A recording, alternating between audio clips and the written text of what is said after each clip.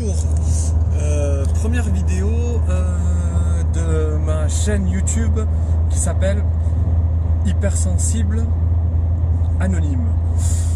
Anonyme, c'est juste que je veux pas donner mon nom et mon prénom. Si dans les échanges avec quelqu'un, je vois que par mail ça passe bien et que la personne est de ma région, je pourrais donner mon nom. Mais par exemple, si ça ne se passe pas bien avec quelqu'un, ou sur les commentaires, je ne laisserai pas mon prénom, ni mon nom. Enfin, peut-être mon prénom, mais bon, voilà.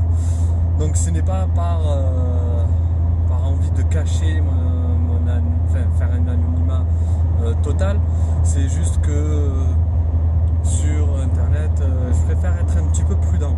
Je ne l'ai pas été pour pas mal de choses et bon, ça m'a jamais été préjudiciable, mais j'aimerais bien laisser mon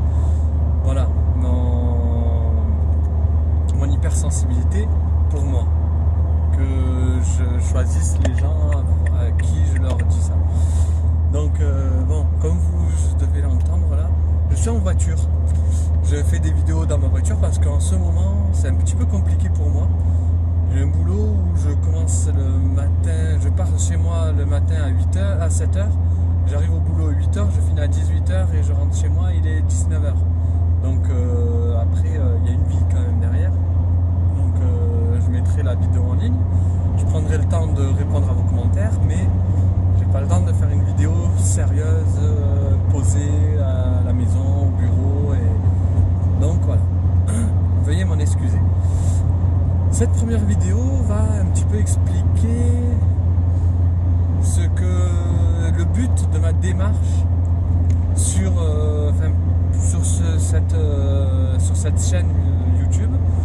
Et donc on va dire, c'est un petit peu comme dans un livre, la couverture et la quatrième de couverture. Ce que je veux dans cette chaîne vidéo, c'est que ce soit convivial. Voilà, il faudrait que, même si je sois anonyme, que vous me preniez un petit peu comme un ami de longue date, que moi je me confie à vous, et si parmi vous il y a des hypersensibles, que vous vous confiez à moi, que vous laissez soit des commentaires, soit vous me laissez un mail, je vous laisserai mon adresse mail spécialement pour ça. C'est une adresse mail spéciale pour ça, qui s'appelle hypersensibleanonyme@gmail.com. Donc pourquoi je fais cette chaîne vidéo, j'ai vu qu'il y avait quand même pas mal de chaînes vidéo qui parlaient, de gens qui parlaient de l'hypersensibilité et tout ça. Je me suis dit pourquoi pas moi. Je suis quand même aussi hypersensible et surtout hypersensible au potentiel. Donc je vous expliquerai ce que c'est. Je vous expliquerai, j'essaierai de vous expliquer avec mes mots, donc qui ne seront pas peut-être justes, qui ne seront pas assez techniques, parce que moi à la base je suis technicien en mécanique, en électricité, en électronique. Je ne suis pas du tout psychologue, mais en ayant des épreuves dans ma vie, surtout une épreuve qui s'est passée il y a un peu plus d'1 mois, j'ai pu mettre un mot sur ma douleur qui datait depuis des années, et j'aimerais bien que que des personnes qui se sentent mal à l'aise dans leur peau s'identifient peut-être un petit peu à moi, que je trouve les mêmes mots pour leur dire voilà, vous êtes hypersensible, vous êtes au potentiel, et leur permettre de vivre une vie meilleure. Moi, personnellement, par rapport à mon auto-analyse de hypersensible, il faudrait que je fasse une analyse chez un psy pour voir si je suis au potentiel ou pas. Par rapport à mon auto-analyse, je pense être vraiment dans le cas. Et cette auto-analyse m'a permis de mieux me comprendre. J'ai lu un livre qui s'appelle Comment faire simple quand on est compliqué. Alors j'ai pas du tout le nom ni de l'auteur ni de l'édition. auditeurs. Donc je peux pas vous dire là, j'ai pas du tout mais vous regarderez sur Google est mon ami, et je vous mettrai ça si je le mets pas directement dans le détail de la vidéo, je vous le mettrai en commentaire. Donc ce livre m'a permis en fait de me retrouver, de comprendre un peu mieux ce que je suis. Et donc ce que je veux faire à travers cette vidéo, c'est que moi je suis par exemple pas du tout un grand lecteur. Ça doit être le 3e bouquin que je lis depuis l'année dernière. J'ai lu 2 bouquins l'année dernière en été quand j'avais vraiment rien à faire, que j'étais vraiment bloqué dans un trou paumé où il n'y avait pas d'internet, j'avais pas de potes et j'avais rien à faire. Donc je pense qu'il y aura pas mal de personnes qui seront quand même assez contentes d'avoir, par exemple, de faire tout ce qu'ils veulent faire sur l'ordinateur, on va dire en vidéo, sur l'écran, écrire leur CV, écrire leurs trucs, enfin pas mal de choses, et en même temps m'écouter parler. Donc comme je vous disais, j'ai commencé à lire ce livre, donc je me suis reconnu, et donc déjà j'ai enlevé ce sentiment de culpabilité que j'avais en moi, de me dire pourquoi dans ma vie j'ai toujours fait les choix qui ne sont pas les bons, sentimentalement ou professionnellement, surtout professionnellement là ces derniers temps. Quoi d'autre, donc j'ai jamais fait les bons choix, ou sinon même dans mon cursus de formation, c'est pas comme si j'étais allé faire boulanger alors que j'étais pas du tout boulanger. J'ai fait quand même quelque chose qui me faisait plaisir, mais à la fin de mon BTS, j'ai pris une voie qui n'était pas exactement celle que je voulais. Donc maintenant j'en paye un petit peu les pots cassés, enfin un petit peu le prix. Donc je suis en train de me dire, et en plus même avant le BTS, donc là je suis en train de rentrer trop dans le détail. Oui, si les vidéos sont trop brouillons, je suis désolé. Je suis pas un professionnel de YouTube, je suis pas un professionnel de la narration, je suis un ancien timide, enfin même un très grand timide, donc si je commence à voir qu'il y a 10 personnes qui ont visualisé ma vidéo, je vais commencer à rougir. Bon, j'exagère un peu, mais voilà. Je vais essayer de mettre un petit trait d'humour pas mal dans les vidéos, parce que oui, ce genre de vidéo, quand on est hypersensible, tout ça, ça va parler beaucoup d'émotivité, de choses tristes. Non, c'est bon, la vie est belle, putain, mais faut arrêter quoi. Y a des gens, les pauvres, même en France, je sais pas où vous habitez, mais vous avez déjà dû voir un SDF, maintenant c'est un petit peu classique. Donc si vous êtes à la maison, vous êtes bien au chaud devant votre vidéo, dites-vous, vous êtes vraiment bien loti. Si vous regardez dans votre voiture parce que vous venez de perdre votre femme, vous venez de perdre votre boulot, dites-vous qu'il y a pire, il y a des gens qui sont dans la rue. Et si vous êtes vraiment dans la rue et que vous me regardez avec votre smartphone et que vous avez réussi en plus à avoir un smartphone ou que vous me regardez dans une médiathèque ou dans une bibliothèque ou quelque chose comme ça, dites-vous que vous pouvez remonter la pente. La pente est toujours une pente, c'est fait pour être remonté. Donc voilà. Et donc pourquoi je veux parler de l'hypersensibilité, pourquoi je veux aider les gens, c'est que je me dis que dans les 10% de personnes hypersensibles en France, et dans les peut-être 15-20% qui sont dans le monde, il y a beaucoup de personnes qui ne savent pas. Et j'ai regardé beaucoup de vidéos sur l'hypersensibilité. Il y a des personnes qui ont été diagnostiquées hypersensibles et au potentiel à la cinquantaine, soixantaine. Donc à 50 ans, quand on a passé toute sa vie à se chercher, on se demande bien pourquoi personne ne l'a vu avant. Donc maintenant, c'est devenu peut-être un petit peu à la mode aussi. Parce qu'à partir de 2013-2014, beaucoup de gens en parlaient. Donc là, pour vous dire, là, cette vidéo va être postée le 21 mai 2015. En 2014-2015, j'ai vu beaucoup de vidéos vidéo, donc ça devait être sorti, on va dire, un petit peu du placard, cette hypersensibilité. Et donc je vais essayer de donner une petite définition de l'hypersensibilité et du haut potentiel, sans être trop précis dans les détails. J'essaierai de faire des vidéos à thème plus tard, plutôt qu'une vidéo là très brouillon. J'espère qu'il y aura des gens qui, quand ils regarderont cette vidéo, seront très indulgents, parce que là, ça me... Voilà. Donc l'hypersensibilité, c'est quoi? Et le haut potentiel, c'est quoi? En fait, l'hypersensibilité est innée.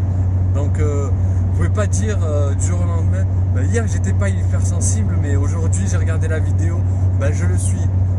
Soit vous reconnaissez dans tout ce que je vais dire dans les vidéos futures et dans ce que je vais dire maintenant, soit si vous ne vous reconnaissez pas et que vous avez un mal-être et que vous dites ouais, je me reconnais depuis un an, non, je pense pas que ce soit ça. Après, peut-être que je me trompe, mais si vous dites que voilà, vous avez passé une enfance merveilleuse, que vous avez passé une scolarité merveilleuse, que vous n'avez pas été un surdoué comme on dit, que vous avez été un enfant normal, et que vous dites à partir de l'adolescence j'ai commencé à partir en live, en fait, on va dire, pour parler jeunes, c'est partir en vrille peut-être pour les plus vieux. Non, c'est peut-être pas comme ça que ça marche. L'hypersensibilité vient de l'enfance. Je vais pas essayer de rentrer dans mon cas personnel, mais à ce que j'ai entendu même par d'autres personnes sur YouTube ou sur Internet, c'est les enfants précoces. Donc le haut potentiel, ça vient de la précocité de l'enfant.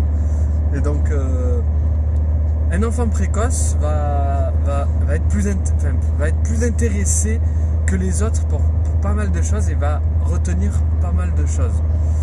Et il va être hypersensible dans le fait où si quelqu'un lui dit quelque chose de mal, lui dit t'es un bouffon, enfin voilà, c'est le mot à la mode là, bouffon, t'es un bouffon, genre pour lui dire, ou moi chez moi dans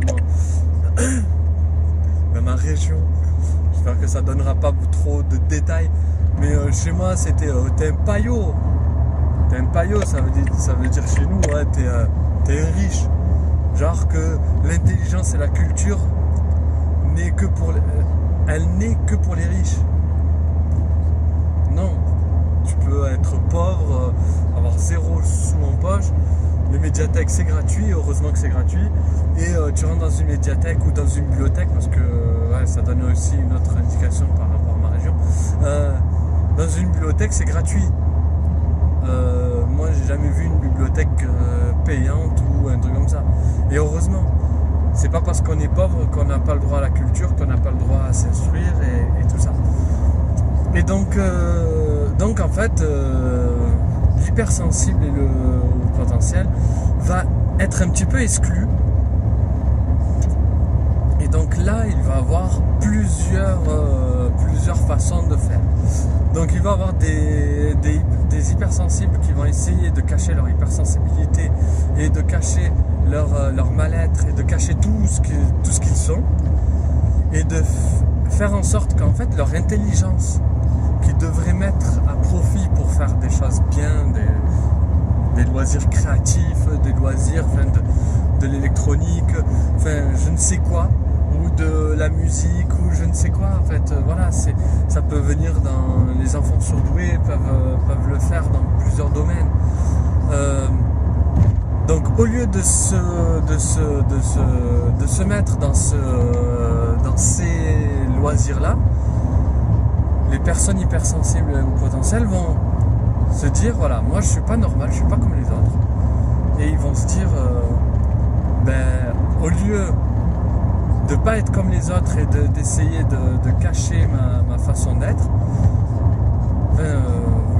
au lieu je suis en train de m'embrouiller, au lieu d'être comme je suis, je vais être comme les gens veulent que je sois. Donc ils veulent que je sois pas intelligent, ils veulent que je sois, je sais pas moi, sportif, ils veulent que je sois je sois une brute.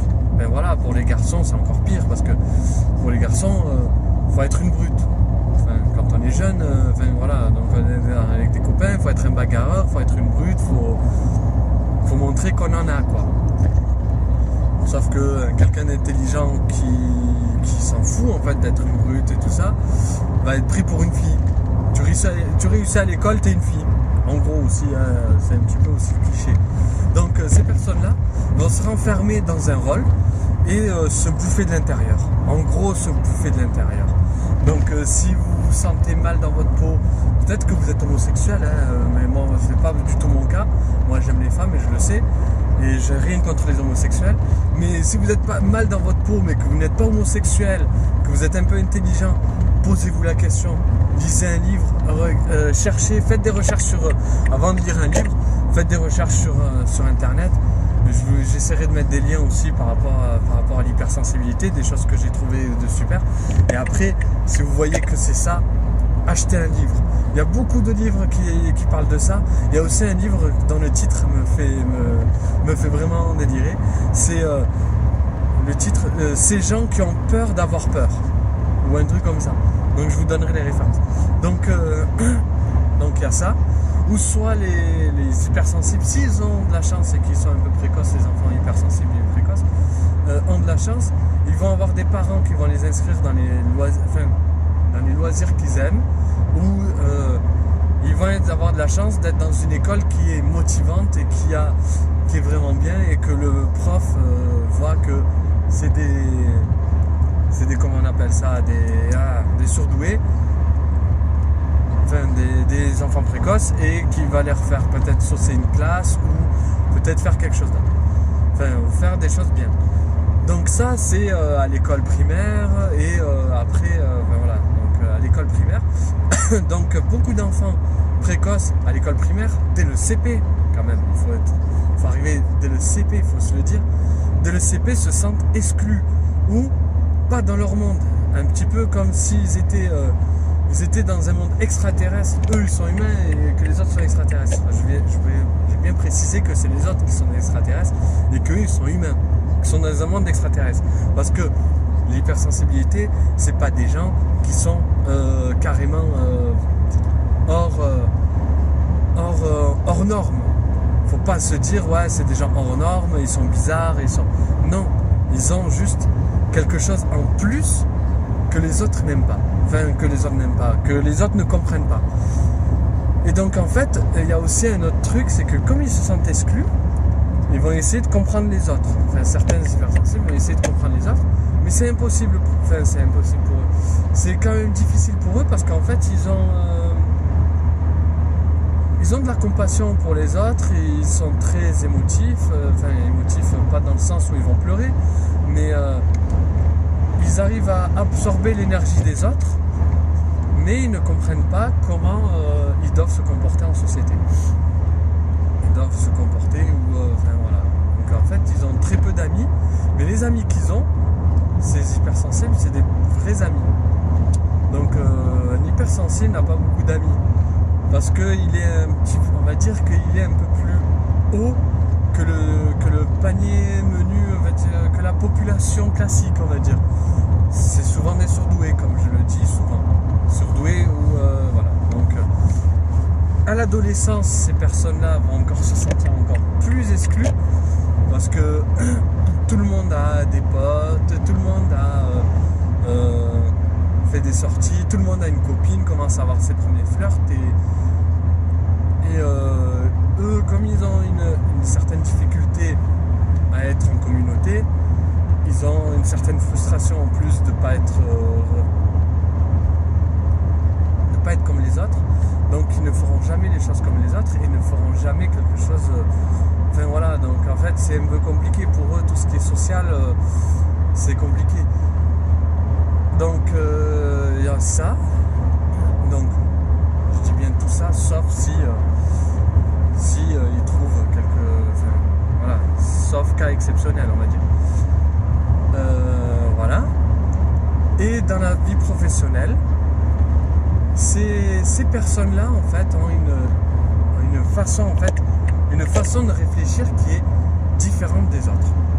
Donc en fait, dès le CP, ils auront toujours cette façon de réfléchir différente des autres. Ils l'ont dès la plus jeune enfance. Ils l'ont pas cultivé, ils n'ont pas, ils n'ont pas été lavés, leur cerveau à la télé, à regarder des conneries ou à regarder que Arte ou quoi. Moi, par exemple, je regardais Arte, j'étais tout petit, je comprenais pas tout ce qui se disait, mais j'écoutais tout le temps Arte, quoi, où j'écoutais des émissions un peu scientifiques, voilà. Et donc, dans la vie adulte, ces personnes-là, en fait, déjà, vu qu'ils sont hypersensibles, vont ressentir les choses des autres et ils seront,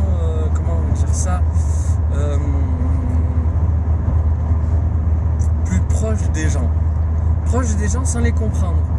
C'est un paradoxe, vous allez me dire. Je n'ai pas encore la solution avec ça, mais moi, prenant mon cas personnel, moi j'aime bien écouter les gens, essayer de résoudre leurs problèmes et tout ça, mais derrière c'est pas pour ça que je suis le plus populaire et que j'ai 150 amis. Bon, j'ai des amis, mais ceux que j'ai comme amis, je ne vais pas vous le cacher, c'est pas pour les gratifier, c'est des gens au top. Voilà, c'est des gens au top. Voilà, donc il n'y a rien à dire. J'ai rien à dire sur mes amis. Il n'y a aucun qui a raté sa vie. Moi, j'ai raté ma vie. Je me dis, pour l'instant, j'ai pas eu vraiment, j'ai pas éclaté, j'ai pas fait quelque chose d'extraordinaire dans ma vie. Donc, pour revenir aux hypersensibles, c'est des gens qui réfléchissent autrement. Donc, je voulais parler de la vie professionnelle. Donc, c'est des gens qui, par exemple, vont plutôt se tourner vers l'informatique, vers l'électronique, ils comprennent plus, ils arrivent plus à parler à une machine qu'à un être humain. Ça, je l'ai lu dans le livre Comment faire simple quand on est compliqué. C'est exactement ça, moi. Moi, devant un ordinateur, vous me dites de faire quelque chose que je ne sais pas. Je vais faire des recherches sur Google, je vais m'aider de ce que je sais déjà, je vais faire tout pour le faire, quoi. Donc, et je comprendrai. Et vous allez me demander de faire un truc et moi je vais le traduire dans mon langage à moi et je vais le traduire, je vais le traduire dans mon langage à moi, je vais le traduire en langage informatique et je vais le faire bien, même mieux que quelqu'un qui sera, on va dire entre guillemets, normal. Moi je suis surdoué sur ce genre de truc. Donc c'est des gens qui vont plutôt pas se cloisonner, parce qu'en fait c'est des gens aussi qui sont multidisciplinaires. Donc moi par exemple, je suis très bon en informatique, en utilisation de l'ordinateur. Je sais faire de la programmation, en électronique de cartes, je vais donner le nom, carte Arduino. Arduino, c'est une petite plateforme, c'est bien pour les enfants ça. Si votre enfant est surdoué, achetez-lui un Arduino avec quelques composants électroniques, laissez-le sur Google et vous allez voir qu'il va faire des choses géniales. Et si vous demande d'acheter quelques trucs, quelques composants électroniques, que vous trouvez que c'est cher, ne les achetez pas en France, achetez-les sur eBay avec un vendeur chinois, ça vous coûtera beaucoup moins cher, vous les recevrez 2 semaines après et ça lui apprendra la patience. Donc petite aparté. Donc je sais faire de l'électronique, je sais faire de la mécanique, donc de la modélisation 3D. Donc j'ai fait dans mon cursus professionnel, professionnel et photo, on va dire, à l'école, dans mes formations de la mécanique, donc de la modélisation 3D. Donc c'est pas du design, hein, je sais pas faire, je pourrais jamais vous dessiner une voiture. C'est ça qui est paradoxal chez moi, c'est que artistiquement je suis zéro, mais techniquement je suis très bon. C'est peut-être le contraire de certains surdoués. Donc je prends un crayon et une feuille de papier, je sais pas dessiner, quoi. Voilà. L'électronique, la mécanique, l'électricité, voilà quoi, pas mal de choses autour de très technique, quoi. Technique, à fond technique, quoi. Et donc multidisciplinaire, c'est des gens, les personnes hypersensibles sont multidisciplinaires et vont ressentir plus les choses que les autres. Donc, et niveau professionnel, vu qu'ils ne réfléchissent pas comme les autres, ils sont souvent des incompris. Ils ont souvent compris quelque chose avant les autres, ils donnent une solution, mais leur solution est incomprise ou leur solution est, un petit peu mise au placard. Enfin voilà quoi, en gros, et ils ont une manière d'expliquer les choses, ils sont quand même, on est, parce que moi je devrais je devrais me mettre dans l'eau, les hypersensibles, on a le souci du détail, on est très perfectionniste. Et ça, au boulot, être perfectionniste, c'est pas très bien vu parce que on a une culture en France. Après, je sais pas si c'est dans toutes les entreprises, mais moi je l'ai vu dans les entreprises dans lesquelles j'ai travaillé, où on privilégie quelqu'un qui sera plus rapide, mais qui fasse un boulot moyen, que quelqu'un qui soit plus lent, mais qui fasse un boulot 2 fois meilleur, ou 1 fois et demi meilleur, ou un peu mieux. Et donc on privilégiera quelqu'un qui va expliquer quelque chose en 5 minutes, et ça c'est le grand paradoxe de la France. On va expliquer quelque chose en 5 minutes, un petit peu comme le JT quoi, de France 2, France 3, TF1 et tout ça. On va vous expliquer, on va vous dire, à Marseille, il y a eu 3 morts. Ça passe à la moulinette de France Culture, par exemple, parce que j'écoute beaucoup France Culture, depuis 2 ans bientôt. Passer à la moulinette de France Culture, ce ne sera pas il y a eu 3 morts à Marseille. Ce sera il y a eu trafic de drogue, ils vont vous expliquer les tenants et les aboutissants de tout. Les gens hypersensibles et au potentiel ont tout le temps le cerveau à fond. Vous voyez, quand vous avez votre processeur, votre ordinateur, quand vous lui demandez quelque chose d'un peu compliqué, il chauffe. Quand vous allez dans le gestionnaire de tâches, pour tous ceux qui ont Windows, vous faites CTRL majuscule échappe, et vous allez dans les performances et vous verrez, vous avez votre petit processeur qui tourne à 5%, 10%, grand maxi si c'est un ordinateur un peu ancien et que vous mettez la vidéo en HD pour regarder YouTube. Mais pour les ordinateurs plus récents, ça doit être aux alentours de 2%. Mais les hypersensibles, nous, on ne connaît pas ça. Nous, on est à 100% tout le temps. Nous, on est en train de bosser au travail et on est en train de penser à plein de choses personnelles. Moi, j'étais souvent là dans mon dernier boulot dans lequel que j'ai lâché. J'étais en train de bosser sur ce que je faisais, c'était automatique, donc je savais comment je devais faire. C'était un petit peu comme la conduite là, c'est automatique, mais tellement automatique que je parle en même temps et je ne suis pas dangereux. Donc voilà, c'est pareil. Et donc en même temps, je pensais à mes projets perso sur Arduino, sur ce que j'allais faire comme projet, comment j'allais le réaliser, comment j'allais... Enfin voilà quoi. Donc et je vous dis pas, c'est pénible. C'est pénible d'avoir le cerveau à 100% tout le temps, c'est vraiment pénible. Hein. Il y a pas mal de personnes, moi j'ai déjà entendu des gens qui me disent ouais tu penses à tout, c'est bien. Moi je pense jamais à rien et je me retrouve tout le temps dans la panade. Non, franchement je préfère être dans la panade comme toi de temps en temps, mais au moins avoir le cerveau qui fonctionne normalement. Moi mon cerveau il fonctionne à 100% tout le temps. Tellement je veux le faire travailler à 100%, je travaille sur mes projets perso sur mon ordinateur en train de programmer quelque chose. En même temps, je suis en train de regarder la télé, je regarde un autre truc. Et en même temps, je suis une deuxième fenêtre en train de lire une documentation, un truc comme ça. C'est pas rare. Ou genre, voilà, donc en gros. Et hypersensible aussi, c'est... on est hypersensible aux arts, on est hypersensible à la musique, on est hypersensible à tout.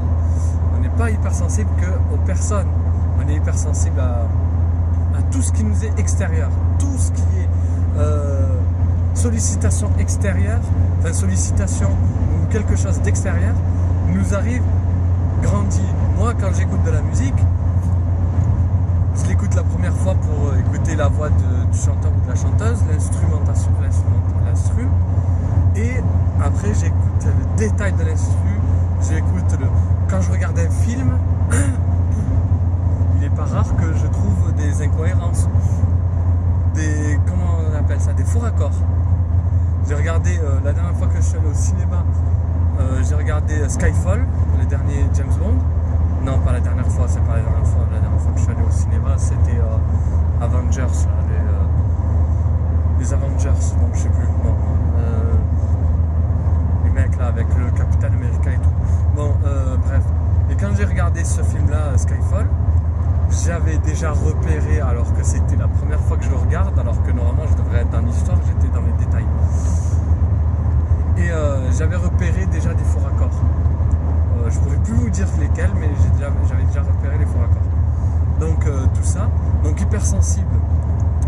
Et après hypersensible, ouais, après dans tous les sens. Les sens, donc le goût, l'odorat, le toucher, l'ouïe et la vue.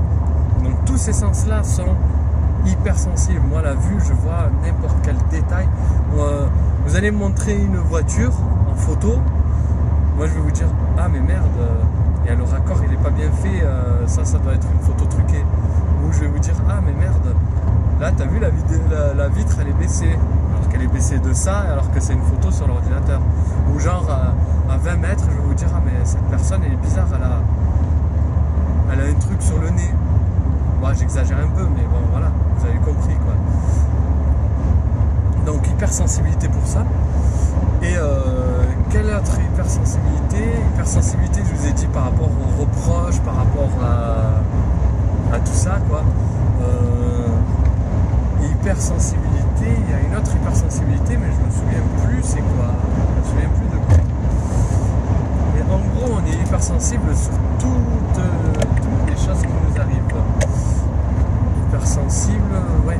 Ah oui, aussi, on est une éponge à émotions, donc s'il y a quelqu'un derrière qui est en train de stresser, nous aussi, on va stresser. Hypersensible, par exemple, quelque chose que pour tout le monde est quelque chose de presque normal, mais peut-être même quelque chose de normal, c'est que moi, si j'ai quelqu'un derrière moi, quelqu'un qui me regarde pendant que je travaille, ou quelqu'un qui est derrière moi, je me sens vraiment vite mal à l'aise. Il y a quoi d'autre comme hypersensibilité? Hyperémotivité.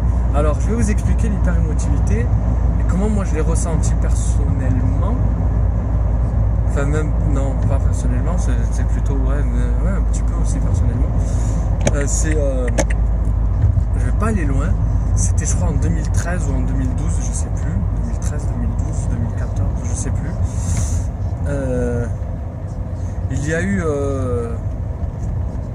un viol collectif en Inde et la nana, la fille, la pauvre, en plus c'est une étudiante, a été violée par 3 ou 4 mecs dans un bus. Horrible, le truc horrible. Frappée, battue à mort, jetée du bus, laissée pour morte. Et elle en était morte. Elle était à l'hôpital et ils n'ont rien pu faire. Et moi, hypersensible que je suis, j'ai commencé à gamberger. Je me suis dit, mais comment ça se fait que dans ce monde-là, on est en 2013, je sais plus si c'était en 2013 ou en 2014, on puisse entendre encore des histoires comme ça. Et en plus, on voit, on entend ça, on voit ça et tout, et qu'en Inde, il n'y avait rien qui avait bougé, quoi. Enfin, c'était depuis des années que ça faisait et que rien n'avait bougé. Et moi, j'ai gambergé, je me suis repassé le film du truc alors que je savais même pas comment c'était. Je me suis repassé le film du truc. Je m'imaginais la scène et j'étais là à me dire c'est horrible et j'en ai pas dormi de la nuit. Pour vous dire, j'en ai vraiment pas dormi de la nuit, quoi. Comme même, j'en dors pas de la nuit des fois d'autres choses, mais bon. Et donc c'est pas l'hypersensibilité, genre je vais pleurer pour un mot de travers. Ça, en plus, je vais vous dire, ça fait depuis quelques temps que je pleure pas. Et en plus, vu ce qui se passe là dans ma vie, j'aurais dû pleurer déjà, mais je pleure pas. Bon. Et donc, hypersensibilité ne veut pas dire hyperémotivité. On ressent ce que sentent les autres, mais on n'est pas là à pleurer parce que quelqu'un pleure. Voilà. On n'est pas obligatoirement dans ce contexte-là. Donc, voilà. Donc c'était pour résumer, je vais faire une petite vidéo de 5 minutes pour dire voilà que j'allais faire ça. Mais j'ai rien. Que nenni. J'ai fait une vidéo beaucoup plus grande, beaucoup plus longue. Donc j'espère que vous avez regardé la vidéo jusqu'au bout. Pour ceux qui n'ont pas regardé jusqu'au bout, ben tant pis. J'espère faire d'autres vidéos qui plairont aux gens, qui vous plairont. Parce que moi je fais pas ça pour moi, je fais pour vous. Et un petit peu pour moi. Pas que pour moi on va dire. Beaucoup pour vous. Et en espérant que j'ai été clair pour ma première vidéo. J'essaierai de détailler plus longuement dans mes autres vidéos, comme je vous ai dit. N'hésitez pas à laisser vos commentaires, positifs ou négatifs. Et pas le commentaire genre ouais ta vidéo elle est pourrie. Des commentaires constructifs quoi. Donc voilà. Donc j'essaierai de faire des thèmes comme je vous ai dit. Et je vous laisserai mon mail. Ce sera pas mon mail perso, ce sera mon mail par rapport à cette chaîne vidéo. Une chaîne YouTube. Donc en espérant que vous alliez de l'avant grâce à moi. Et tout ira bien. Donc pour vous dire, dernier mot, l'hypersensibilité et le haut potentiel ne sont pas des défauts. On les ressent comme des défauts à la base. Parce que vous vous sentez mal, vous vous sentez bizarre, vous vous sentez un petit peu un extraterrestre parmi les hommes, vous vous sentez vraiment, voilà quoi, vraiment en décalage, vous vous sentez... Non, faut vous dire que l'hypersensibilité et le haut potentiel sont une force. De sentir les émotions des autres, de ressentir des choses beaucoup mieux que les autres, c'est quelque chose de bien. Donc si vous êtes mal, moi ce que je vous conseille, c'est de m'envoyer un mail, je vous répondrai le plus rapidement possible et j'essaierai d'être le plus clair possible et j'essaierai de vous aider. Donc si ce n'est pas moi, il y a d'autres youtubeurs qui font aussi la même chose.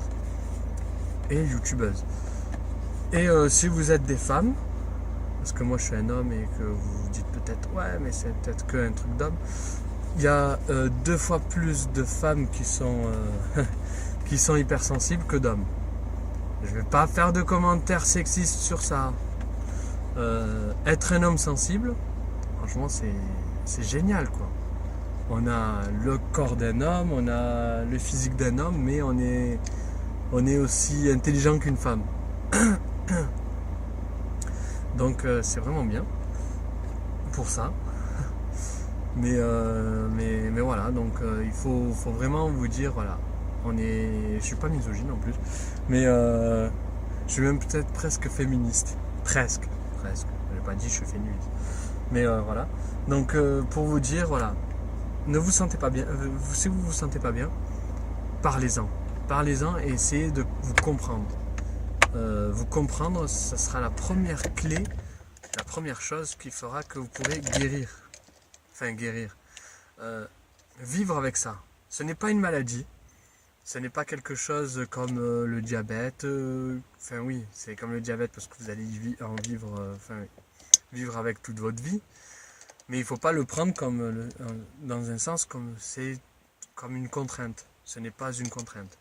Il ne faut pas vous contraindre à plaire aux autres. Voilà, les hypersensibles, c'est un petit peu notre défaut. Vous allez essayer tous, moi je vous dis ça, mais parce que moi je l'ai vécu, vous allez tous essayer de plaire aux autres. Le nombre de soirées où je me suis retrouvé à m'ennuyer, à essayer de faire comme les autres, à essayer de décoder les codes, de dire voilà, ou d'aller dans un grand resto, là ça m'est arrivé, et de voir voilà, il y a des codes dans les grands restos. Excusez-moi, je ne suis pas de la bourgeoisie, donc je ne peux pas vous dire voilà ce qu'il faut faire ou pas faire. Mais il y a des codes de partout et dans notre société, et les hypersensibles ne rentrent pas dans ces clous-là. C'est ça leur gros souci. Donc voilà. Donc j'espère que vous allez aimer ma vidéo. Vous avez aimé ma vidéo, que vous allez regarder le reste de mes vidéos. Et je vous dis à bientôt. Au revoir YouTube, au avoir Internet.